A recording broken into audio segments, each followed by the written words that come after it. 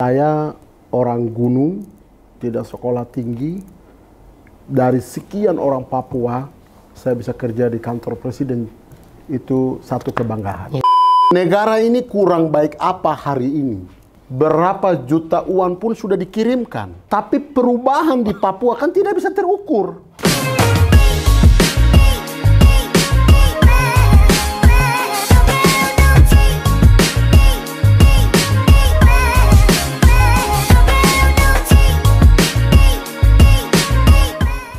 Selamat siang, halo rekan-rekan semua. Kembali berjumpa dengan saya Sunardi Panjaitan di program podcast CPP Talk by Promedia. Dan hari ini kita kehadiran tamu yang luar biasa, sangat inspiratif.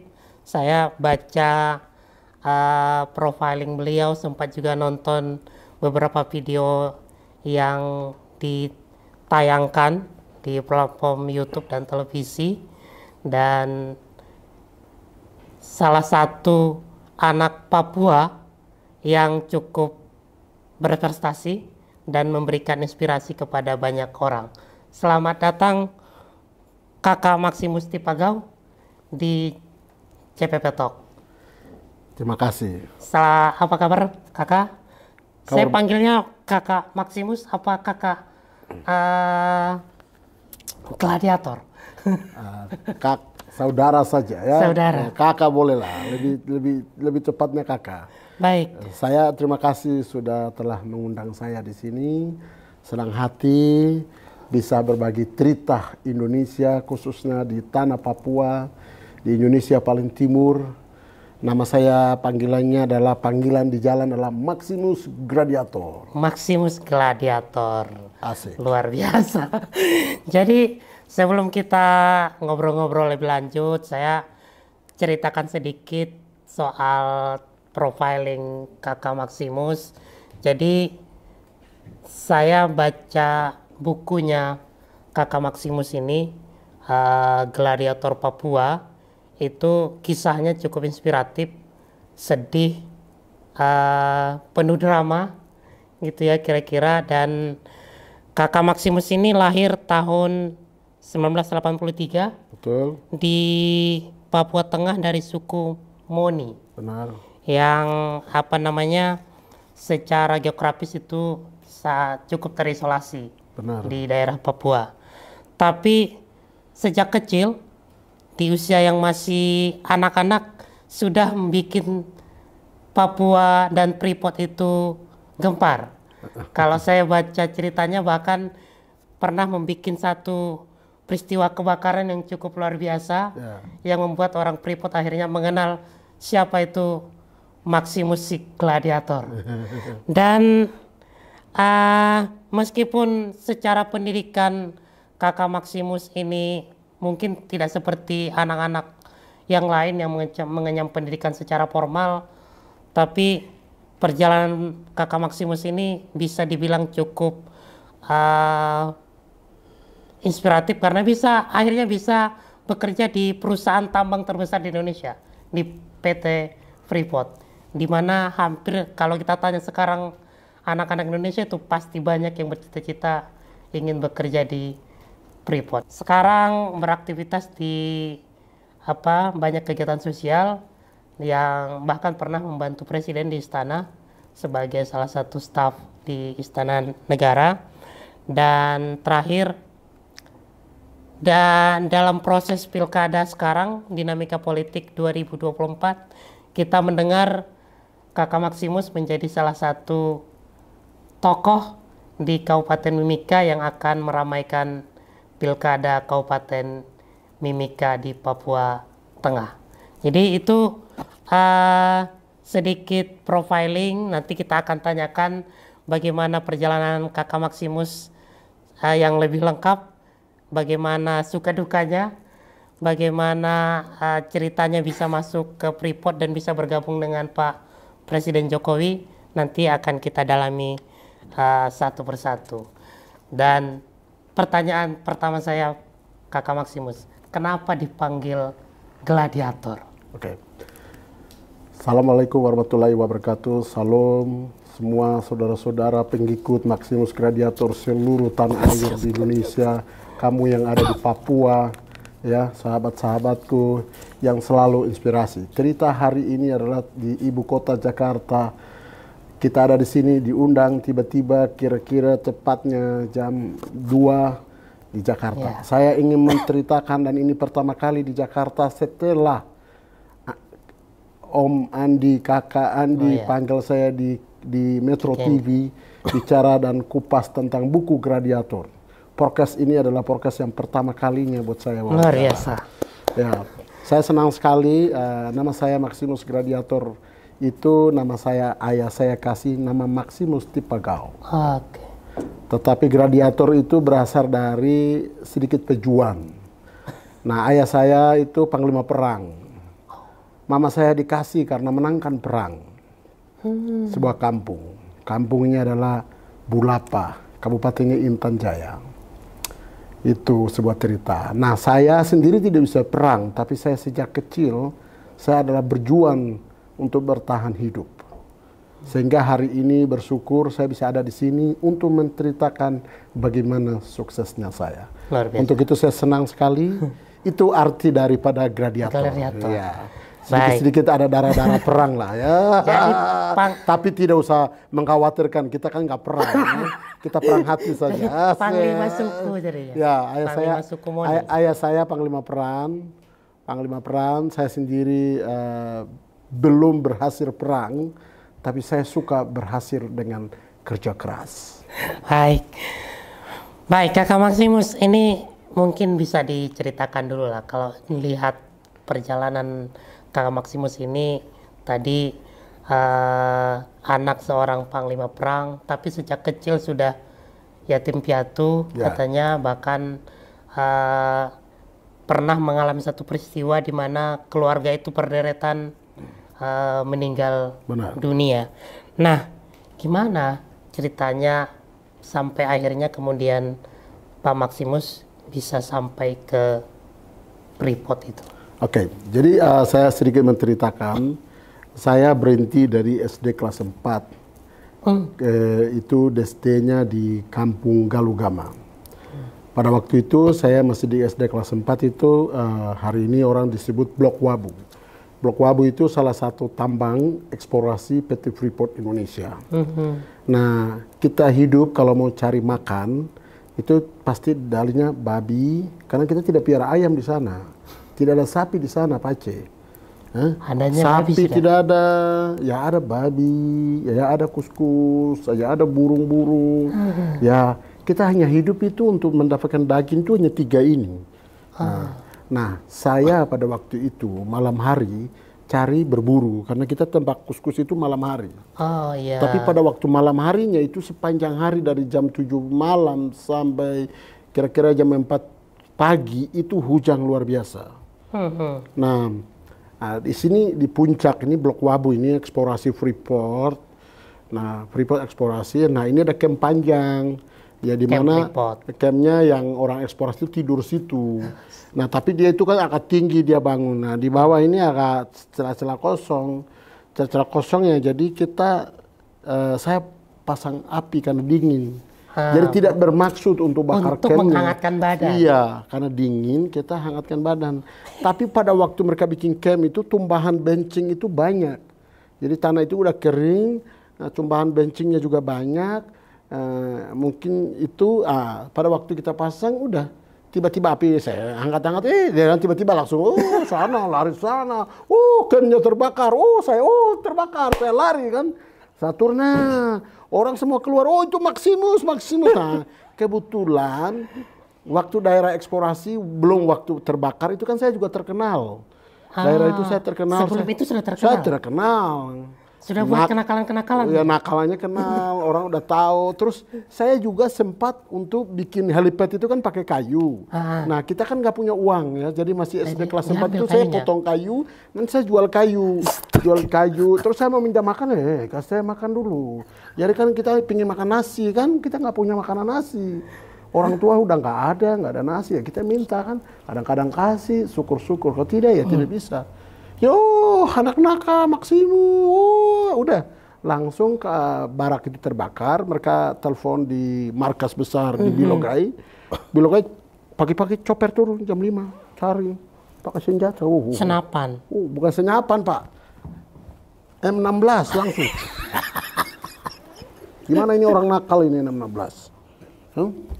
Cari, akhirnya saya udah nggak boleh sekolah karena keamanan sudah pentang. Kalau pendeta kampung udah pesan anak-anak. Jadi Pak Maximus ini jadi DPO? Iya, DPO di kampung. Ya, akhirnya saya tinggal di kampung jauh, habis itu pengungsian, habis itu saya ke Tembagapura. Oke. Itu cerita, Tembagapura terus jadi tukang kebun Tembagapura. Terus Tembagapura saya nggak bisa dapat sekolah lagi. Jadi saya jadi tukang kebun orang bule 9 tahun. Gimana ceritanya bisa jadi tukang kebun yang jadi tadinya kan saya, DPO itu? Jadi kan DPO, Kakak. di kampung saya DPO. Ya udah saya ke Tembagapura. Nah Tembagapura usia yang muda, usia aktif, usia Berapa tahun sekolah. waktu itu? Kira-kira 10 tahun. 10 tahun, anak 10 tahun ya. 10 tahun saya jadi- jalan kaki kosong, otak kosong, hati kosong, Perut kosong juga? perut kosong, baju tidak ada, semuanya nggak ada apa-apanya. Pergi melewati Gunung Jayawijaya, naik turun, ya, kaki berluka-luka, ya, tahan dingin, tahan lapar, ya, sampai Tembagapura. Tembagapura diusir pula, kita ke namanya Kampung Utukini. Utukini itu di mana warga masyarakat penduduk asli tinggal di situ, Freeport tinggal di sini. Nah tinggal di sini sekitar setahun atau begitu, susah kita masuk di kota Tembagapura, apalagi dapat pendidikannya. Pendidikan itu harus anak pegawai Freeport baru boleh dapat pendidikan. Kalau kami orang di luar nggak bisa. Akhirnya saya suka kalau masuk Freeport. Nah awal orang hidup sudah nakal ya kan, bekas nakal. Jadi kalau security itu kan ada pagar kan. Jadi saya bikin kartapel taruh di kepala. Nanti saya ada teman pergi lihat security, prak, kartapel. Oh, jadi terkenal lagi security. Oh, udah nanti di pos ini kita ganggu, pergi pos sana kita ganggu. Besok lagi lanjut lagi, datang lagi ganggu sini, ganggu sana. Mereka punya kamera mungkin sudah foto, mereka udah tulis. Maximus. Sudah. Jadi nama saya artis lagi di Tembagapura. Nah mereka tidak kasih saya politik lagi. Alasan saya Protestan, agama Protestan. Jadi yang Protestan itu kan ada di kampung masyarakat, jadi tidak boleh masuk ke Tembagapura. Katolik itu orang masyarakat karena Katolik, gereja Katolik sana nggak ada. Jadi sudah saya ikut saudara masuk ke gereja Katolik. Iya, gereja Katolik saya masuk. Dimasuk dalam gereja, orang keluar, saya pilih yang bawa mobil itu siapa, yang tidak bawa mobil siapa, yang bos ini siapa, saya pilih-pilih supaya saya kenalan.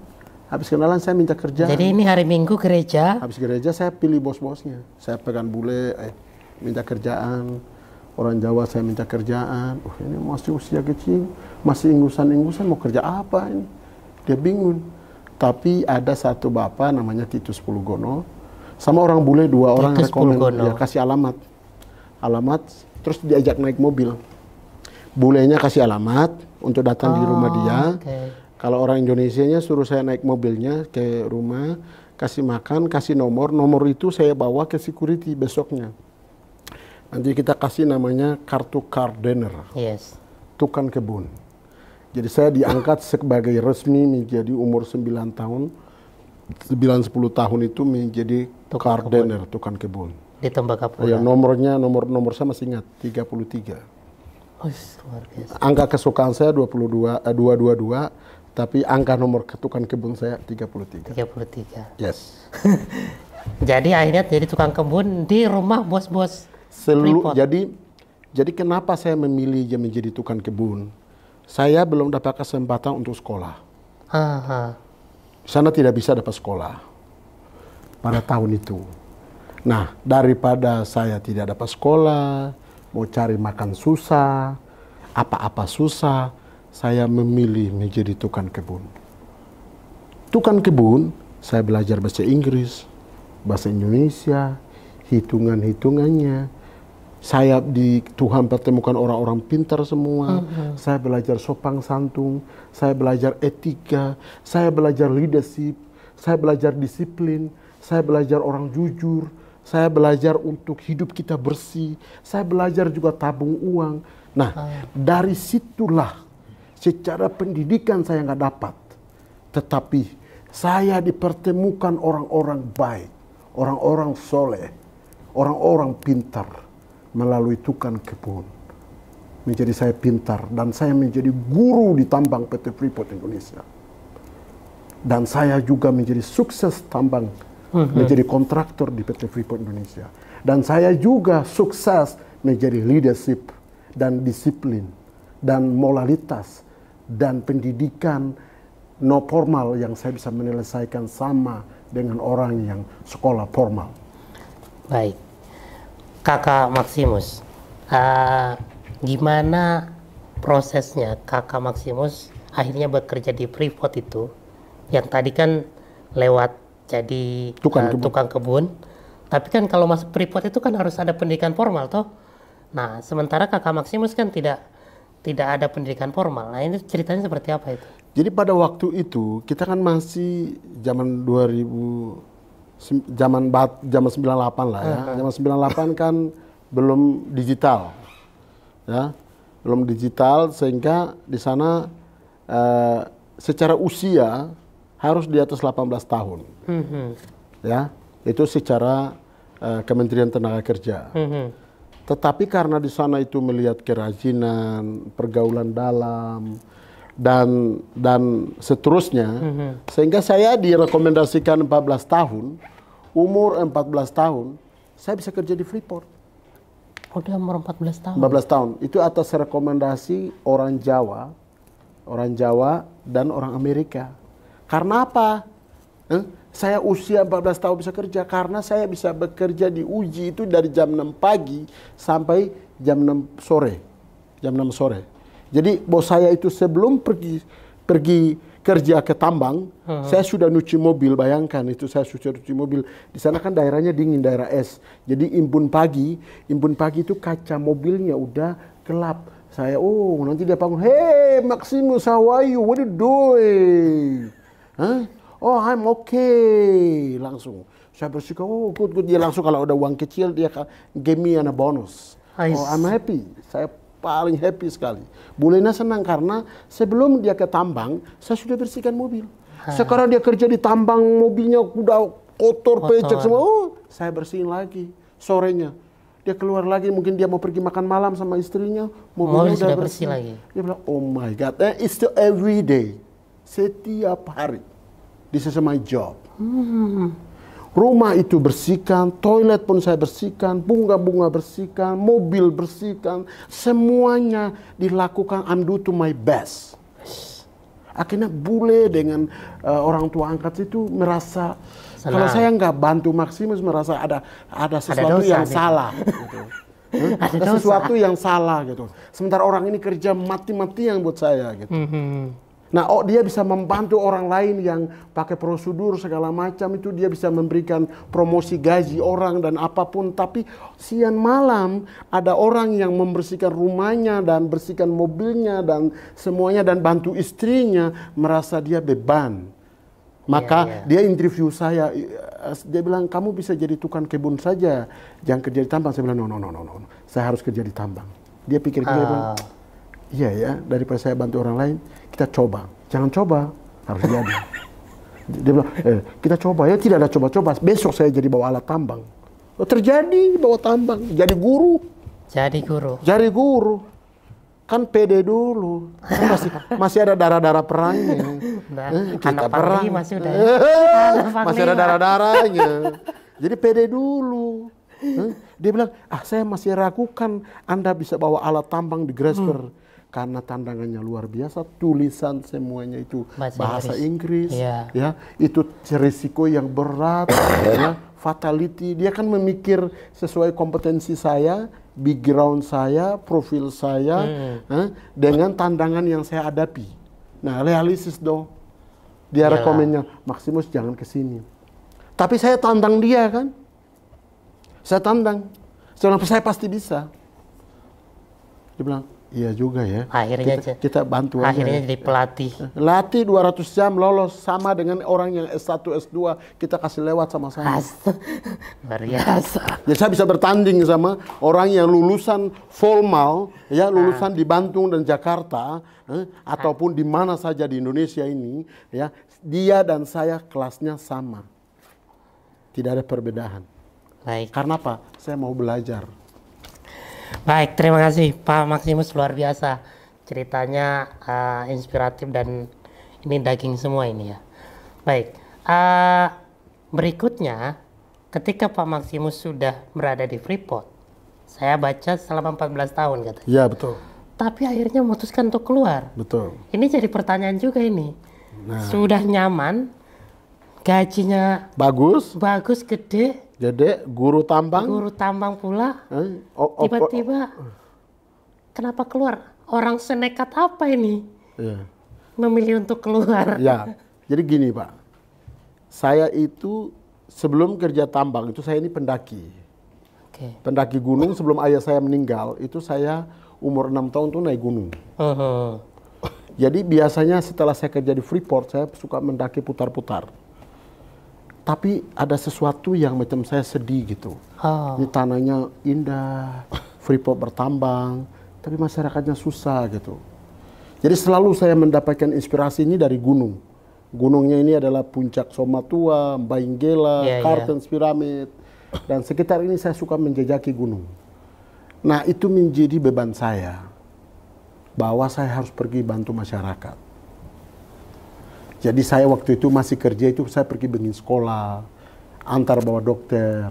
Saya suka menjalan dengan masyarakat. Saya suka berbagi karena saya punya gaji, saya punya jaket atau apapun. Saya suka apa yang saya miliki itu saya suka berbagi. Oh, jadi waktu kerja di Freeport itu sudah bantu-bantu? Saya suka bantu orang karena saya sudah melewati hidup susah. Oke. Jadi hidup susah itu sudah bagian dari hidup saya. Maka saya lihat masyarakat kalau hidup susah, orang sekitar itu ada susah, saya suka panggilan saya, suka pingin menolong. Sehingga waktu itu saya posisi nyaman, gaji besar, posisi bagus, saya bisa bahasa Inggris, saya di hire jadi guru, saya bisa jadi potensi jadi manajer di PT Freeport Indonesia. Tapi saya lebih lagi pingin menolong orang, pingin menolong masyarakat saya, pingin membantu. Walaupun saya tahu saya punya terbatasan dan punya kekurangan, tapi saya punya jiwa, raga saya untuk menolong orang. Ini namanya ketika karena punya latar belakang kehidupan susah. Jadi meskipun sudah berada di puncak karir itu, tetap lihatnya ke bawah. Ya. Tetap melihat orang-orang sekitar yang ingin dibantu. Ya. Kita mungkin ingin mendalami terkait dengan tadi keputusan Kakak Maximus keluar dari Freeport, tapi 2015 itu kalau nggak salah Kakak Maximus akhirnya masuk Istana Negara, membantu Presiden Jokowi. Di mana ketemunya dan gimana ceritanya bisa bertemu dengan Presiden dan diajak kerja? Jadi alhamdulillah saya puji Tuhan pada waktu itu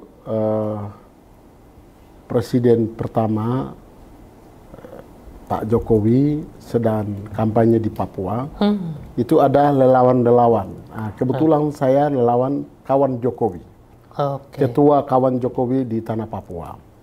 Nah pada waktu itu saya bawa bendera kawan Jokowi itu ke puncak Kartens. Sementara relawan-relawan lain itu mengibarkan bendera kawan Jokowi di dasar laut.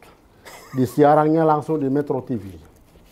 Dari situ kita berjuang dan Papua menangkan Jokowi pertama kali. Menangkan Papua Jokowi, dan pada waktu itu saya satu tim juga dengan Bapak Lenis Kogea. Pak Lenis. Ya, Lenis Kogea. Iya. Sehingga Pak Lenis Kogea diterima menjadi staf khusus Presiden Republik Indonesia Bapak Jokowi, dan otomatis beberapa relawan kuat di Papua itu di-hire menjadi stafnya Lenis. Saya diantaranya di-hire menjadi staf tenaga ahli di bidang ekonomi dan investasi di Istana. Dan saya bersyukur kepada Tuhan sudah pernah bekerja di kantor presiden, sering masuk ke dalam, keluar, mengantarkan surat ke istana, keluar masuk, selalu pakai baju putih, celananya hitam, office benar-benar office banget. Dan pada waktu itu saya bangga sekali dengan motivasi yang cukup dua. Pertama, saya orang gunung, tidak sekolah tinggi. Dari sekian orang Papua, saya bisa kerja di kantor presiden, itu satu kebanggaan. Iya, iya. Itu yang pertama. Motivasi yang kedua adalah saya ingin belajar. Berikutnya adalah dengannya saya bekerja di kantor presiden itu bisa membantu orang Papua. Minimal memfasilitasi menjadi gap antara pemerintah pusat dan orang Papua asli. Itu kita bisa mediasi, membantu permasalahan-permasalahan sosial ekonomi, sosial politik, dengan pemerintahan di sana, dengan masyarakat lokal. Itulah motivasi saya. Waktu itu SK saya untuk 5 tahun. Tetapi saya tidak sampai selesai. Hanya 3 tahun bekerja di kantor presiden. Saya kembali lagi ke tanah air saya di Papua untuk melakukan pekerjaan sosial saya dan bisnis saya sendiri. Saya masuknya di situ, Kakak Maximus. Jadi sekarang itu berarti Kakak Maximus fokus pada kegiatan-kegiatan sosial dan bisnis di Papua. Nah, apa ini kegiatan-kegiatan yang sekarang dilaksanakan oleh Kakak Maximus? Setelah kerja di kantor presiden, periode pertama, itu saya pergi, saya membangun namanya Yayasan Somatua. Yayasan Somatua. Saya punya sekolah TK, saya punya balai pelatihan, kira-kira 230 juta per bulan kita donasi. Donasi guru, donasi modul, kita punya alat berat eksavator, doser, truk, mobil, bengkel. Kita punya balai pelatihan ini diresmikan oleh Wakil Presiden Bapak Maruf Amin, Wakil Presiden yang tanda tangan. Di sana satu-satunya yang punya orang Papua, satu-satunya yang punya swasta di tanah Papua, itu punya saya. Dan lulusan-lulusan training center ini, itu bisa bekerja di Halmahera, di Maluku, dan di PT Freeport Indonesia, dan kontraktor-kontraktor di sana. Kenapa training center ini saya bangun? Ingin saya menolong orang yang tidak mampu. Karena zaman sekarang itu harus pakai zaman kompetensi. Ya. Memiliki kemampuan, keahlian. Kalau Anda tidak memiliki keahlian, akan sulit untuk masuk dalam dunia usaha dan industri. Seperti industri besar, di minyak, di gas, di tambang, dan di batu bara. Maka itu lembaga saya donasi 230 juta itu hanya untuk investasi kemanusiaan, untuk menolong orang. Pembangunan sumber daya. Ya, sumber daya manusia. Okay. Dan itu saya berhasil. Kita juga punya kegiatan flying dokter terbang di sana. Kita juga ada sekolah, kita juga ada program ekonomi, ada garam, ada kopi. Nah, ini sagu ya, di pesisir pantai kita kembangkan sagu. Ini semua kita lakukan untuk masyarakat sana buka lapangan kerja supaya tidak mengikuti hal-hal yang tidak baik seperti selama ini kalau orang menganggap orang Papua itu pemalas, tukang minum, tukang demo, mengkhawatirkan tentang keamanan. Saya ingin bantu berbakti kepada bangsa dan negara. Dengan cara apa? Apa yang saya miliki saya bisa tolong orang Papua, saya juga bisa nolong orang lain yang dibutuhkan. Karena apa? Kita juga pernah pada waktu susah dibantu oleh orang lain dan kita sukses. Okay. Kalau kita udah sukses, kita juga harus menolong orang lain. Itu alasan saya punya yayasan, bikin tempat pelatihan, nolong orang. Saya suka bantu gereja, bantu masjid, dan macam-macam. Ya, luar biasa, Kak Maximus. Tapi saya sedikit flashback ke belakang. Saya pernah melihat Kakak Maximus ini marah-marah.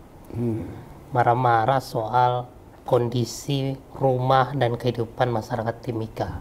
Oke. Padahal dalam Dalam video yang saya lihat itu Kakak Maximus menyebutkan Freeport itu menyumbang 4 triliun per tahun ke Kabupaten Mimika.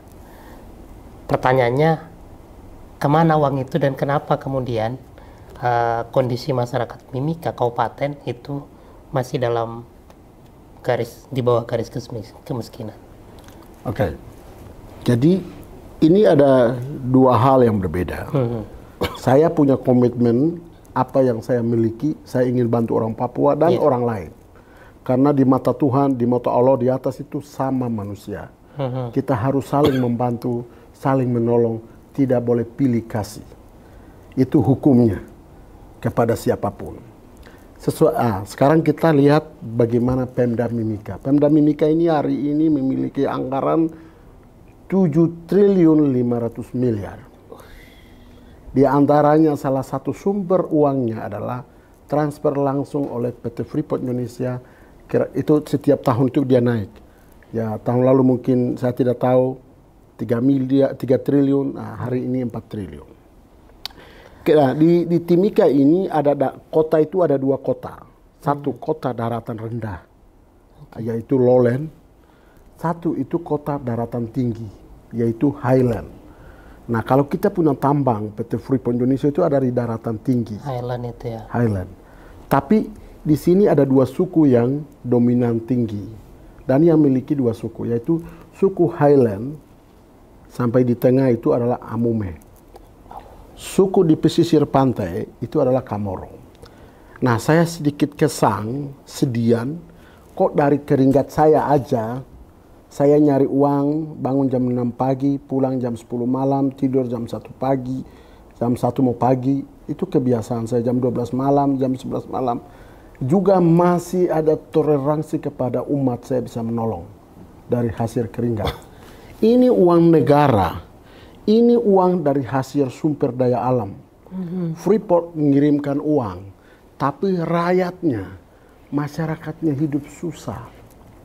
Nah, menurut saya ini sesuatu yang salah. Iya. Sesuatu yang salah itu berarti ada orang yang pesta pora atas menderitanya rakyatnya. Itu yang pertama. Yang kedua, ini bukan pemerintah pusat yang salah. Ini bukan Freeport yang salah. Freeport sudah melakukan kewajibannya. Negara sudah melakukan kewajibannya transfer uang 7 triliun 500 miliar. Sekarang kemana perang dari pejabat daerah? Terutama pemerintah daerah. Dari perang dari kita orang semua, orang Papua. Kepala suku, pendeta. Saya kira ini sesuatu yang salah. Nah, saya berharap, saya berdoa supaya masa yang akan datang ini benar-benar menentu kepada masyarakat. Apalagi kita itu diikat dengan undang-undang namanya otonomi khusus.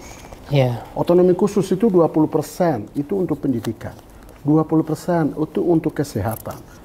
Dan sisanya bahkan bisa kasih gaji kepada orang Papua sendiri. Dan itu otonomi khusus dijaminkan. Loh, kok zaman orang bisa ukur di mana kesejahteraan itu dari indeks kemanusiaan, pendidikan, kesehatan, dan kehidupan seperti air, rumah, lampu. Ya, ini yang paling penting. Nah, ini sesuatu yang kebutuhan dasar kehidupan bangsa dan negara. Nah, negara sudah kasih uang, tapi ini tidak disedia. Termasuk rumahnya orang Kamoro harus, kita tidak bisa bilang zaman milenial saat ini, zaman canggih seperti ini. Itu kan seperti biasa, budaya biasa. Orang Papua mabuk-mabukan, tidur dalam tenda-tenda, tidur dalam goa-goa, tidur dalam sungai-sungai. Itu cerita lama. Cerita ini tidak boleh lagi ada. Era global sudah berubah, zaman sudah berubah. Saya anak muda. Saya Bupati Mimika. Saya punya motivasi pertama, saya ingin rubah ini. Saya yakin dan percaya. Saya tidak mau lagi zaman seperti ini orang hidup di dalam kemiskinan. Negara ini sudah ada. Kenapa harus ada gizi buruk di Papua? Kenapa harus orang itu pendidikannya tidak bisa sentuh? Kenapa itu rumah layak huni itu tidak ada? Kenapa air minum bagian dari kehidupan itu nggak ada? Ini ada yang salah. Salah siapa? Adalah pemimpin yang salah. Pemimpin tidak punya komitmen. Pemimpin tidak kerja jujur. Pemimpin bagi sedang cawe-cawe kepada orang lain. Pemimpin mempalsu semua laporannya. Maka saya ketika jadi bupati, motivasinya adalah sebagai anak muda berubah semua cara-cara yang memperalatkan dan tidak berpihak kepada orang asli Papua dan Nusantara, dan berbakti kepada bangsa dan negara. Nomor 1, berbakti bangsa dan negara. Nomor 2, kepentingan Nusantara. Nomor 3, komitmen untuk orang Papua. Kalau masa lalu saya sehidup susah dan saya diberkati, Allah mengasihi saya rezeki, Tuhan kasih saya rezeki, saya bisa berbagi rezeki saya.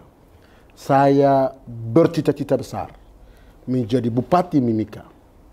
Saya ingin berantas kemiskinan absolut di pendidikan, kesehatan, gizi buruk. Dan apalagi tambah lagi kalau orang Papua yang nggak sejahtera, nggak mendapatkan haknya, dan selalu protes kepada negara, selalu protes kepada Freeport.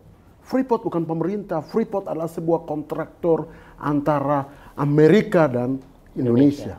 Sudah final, nggak ada tekanan kepada Freeport. Perlu kita lakukan adalah introspeksi kita sendiri dan kita adalah perubahan. Jadi kalau masa lalu saya boleh hidup susah.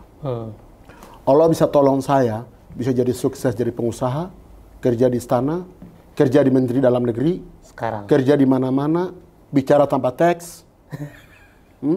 Itu semua pemberian Allah di atas. Kalau bupati adalah amanah, titipan. Maka saya percaya diri saya orang asli Papua. Saya anak muda Papua. Percayalah sama saya. Sungguh-sungguh saya akan melakukan menjadi kewajiban saya. Saya akan total mimpi harapan saya. Ada perubahan terjadi di Indonesia Timur. Kalau selama ini setanah air Indonesia paling takut ke Papua. Sementara Papua kaya raya. Papua adalah surga. Papua adalah in the world. Paradise. Semua ada di tanah Papua. Itu negaranya, negara Indonesia. Bagian dari NKRI. Saya ingin sebagai anak muda menghilangkan namanya negatif kepada tanah Papua. Untuk itu, semoga pertarungan 2004-2009, saya menang bupati, saya pingin legasi. Ada satu legasi yang saya suka baca. Nelson Mandela ada di Afrika. Berkali-kali dia masuk penjara. Dia keluar dari penjara. Dia ambunyi orang yang ada di penjara. Dan dia ambunyi masa lalu kulit putih. Dan dia yang menjadi perdamaian dunia. Presiden kulit hitam. Maka saya ingin bagian dari dia. Papua boleh ada kulit, warna, budaya berbeda, agama boleh. Tapi kita Indonesia. Legasi bagi bangsa dan negara nomor 1. Kita akan lakukan mimpi itu di timur Papua, di Timika. Saya harus tepuk tangan ini. Luar biasa. Harus mimpi dulu. Kalau Anda nggak punya mimpi, nggak usah coba-coba bubarkan. Harus bubarkan. Jadi optimis, mimpi, harapan, perubahan. Jadi kapasitas saya saat ini bukan nyari uang. Saya bukan orang cawe-cawe. Saya udah keliling dunia. 9 kali saya sudah ke Jerman. Saya ke Amerika, saya ke mana-mana. Karena saya satu-satunya yang punya perusahaan pariwisata Mentake Cartens Pyramid. Itu saya. Saya jual 9.000 US dollar. Saya adalah guide satu-satunya perusahaan, guide satu-satunya Seven Summit, Cartens Pyramid. Saya sudah keliling dunia. Seluruh orang boleh tanya, oh Bapak punya tempat itu makan orang, kamu orang jahat. Iya, betul-betul. Itu kamu yang OPM, kamu yang jahat-jahat ya, betul. Itu orang tua saya. Sekarang anaknya. Anaknya siap jadi guide buat kamu. Oh betul, kau jadi guide, kau jaminan, saya jaminan. I'm guarantee for you. Dan saya jadi guide naik pulang, mereka bilang apa? Saya baca di televisi, saya baca buku, saya baca di internet, negatif. Sekarang saya sudah sampai surga dunia. Luar biasa. Welcome to paradise. Itu semua komen dari semua bule yang saya bawa naik gunung. Memuji semua. Ya. Dan saya sudah mantau 17 Agustus, hari-hari nasional itu pengibaran bendera merah putih di Puncak Kartens. Waktu itu Pak Tito masih Kapolda Papua, Pangdam, dan beberapa hari-hari nasional. Dan itu sudah lakukan dan saya bermimpi satu saat tahun yang 2024 ini, besok saya bupati, saya bermimpi 2025, 2026 itu saya ingin pakai baju kenegaraan bupati. Saya bikin upacara bendera merah putih di Puncak Kartens. Itu untuk saya bayar mimpi 6 tahun saya ke Kartens sama ayah. Setelah saya bupati saya akan kibarkan bendera. Baik. Ada lagi yang menarik nih Pak Maximus. Saya hanya reply ucapan-ucapan Pak Maximus saja. Pak Maximus, Kakak Maximus pernah bilang begini, membangun Papua itu nggak perlu dengan uang. Betul. Tapi dengan cinta. Nah, saya mau tanya maknanya apa itu? Ya, jadi itu begini. Itu bermaksud, ya. Maksud saya itu negara ini kurang baik apa hari ini. Berapa juta uang pun sudah dikirimkan. Tapi perubahan di Papua kan tidak bisa terukur. Kita tidak ada alat ukur untuk Papua sukses, itu tidak ada. Ya. Mulai dari PEPERA sampai hari ini, otonomi 20 tahun yang lalu sampai hari ini, kita mau ukur orang Papua sukses dan perantas kemiskinan itu di mana? Nggak ada. Berarti caranya harus berubah. Contoh, uang ada banyak di Timika, tapi tidak ada signifikan. Berarti ini masalahnya masalah birokrasi dan pemerintahan dan orang-orangnya. Iya. Harus berubah hatinya, komitmennya. Seperti memiliki hati seperti Maximus Gladiator, baru bisa berubah di Papua. Kalau tidak memiliki hati seperti ini, tidak akan ada perubahan di Papua. Karena yang bermasalah adalah orang-orangnya, bukan negara yang bermasalah, bukan uang yang bermasalah. Uang ada, negara kasih, kesempatan ada, tapi bermasalah jutaan orang Papua yang ada di sana. Selalu mencari uang untuk kepentingannya sendiri, tidak menolong orang Papua. Akhirnya absolut orang Papua terlalu miskin di negerinya sendiri. Jadi tidak boleh ada protes kepada negara. Negara tidak salah. Undang-undang udah kasih. Uang udah dikasih. Kekuasaan udah kasih. Orang-orang tidak berkomitmen kepada orang Papua. Sehingga kemiskinan itu luar biasa. Kalau dia bilang, wah ini masalah. Berarti pemimpinnya yang masalah. Justru kamu ada masalah. Itu yang dikasih jabatan gubernur, bupati, wali kota. Oh, anda sendiri nggak bisa menyelesaikan persoalan-persoalan yang terjadi di kabupatenmu. Anda sendiri tidak ada di kampung-kampungmu, tidak urus rakyatmu, tidak mampu mengatasi, tidak mampu negosiasi, tidak mampu mediasi, tidak mampu menyelesaikan masalah-masalah di sana. Baru semua mau mesalahkan dengan pemerintah pusat, ya tidak bisa. Pemerintah sudah kasih uang, pemerintah sudah kasih jabatan, pemerintah sudah kasih kewenangan. Nah itu alasan saya mau naik bupati. Karena berapapun saya punya bantuan dari perusahaan saya, yayasan saya, hasil keringat saya tidak cukup menolong orang Papua. Harus pakai kekuasaan negara. Untuk pakai uang negara nolong orang Papua. Dirubah cara-caranya. Harus pakai negara, kekuasaan negara. Harus masuk politik. Masuk dalam dunia partai politik. Dukungan dari partai politik. Ini penting. Kalau tidak ada ini tidak bisa. Ini sesuatu yang susah. Dan cara-cara ini harus dirubah secara total anak muda di Papua. Kita terbukti sekarang. Wakil presidennya anak muda. Terus apa masalah? Semua hai anak-anak Papua. Kita orang pasti bisa. Sudahlah kita ganti pemainnya. Ganti pemainnya. Waktunya harus main. Anak muda. Seluruh Indonesia. Anak muda harus turun ke lapangan. Harus. Apapun. Nggak perlu lagi pakai batik-batik, pakai kaos turun. Yang penting hati. Kita melihat mimpi masa depan Indonesia emas 2040. Tangan siapa untuk merubah ini? 2040, itu waktu tidak lama lagi. Anak muda, kita turun gunung.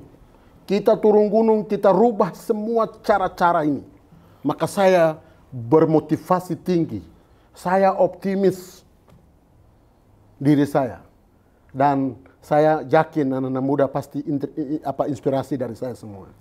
Luar biasa. Pak Maximus, kita doakan apa yang menjadi cita-citanya Pak Maximus. Terutama bagaimana kita ke depan melihat Mimika itu maju, terutama juga Papua bisa menjadi maju. Saya sepakat tadi dengan Pak Maximus. Persoalannya bukan di uang. Bukan. Karena uang itu sebenarnya ada. Karena tidak banyak daerah juga tingkat kabupaten yang punya anggaran 7 triliun.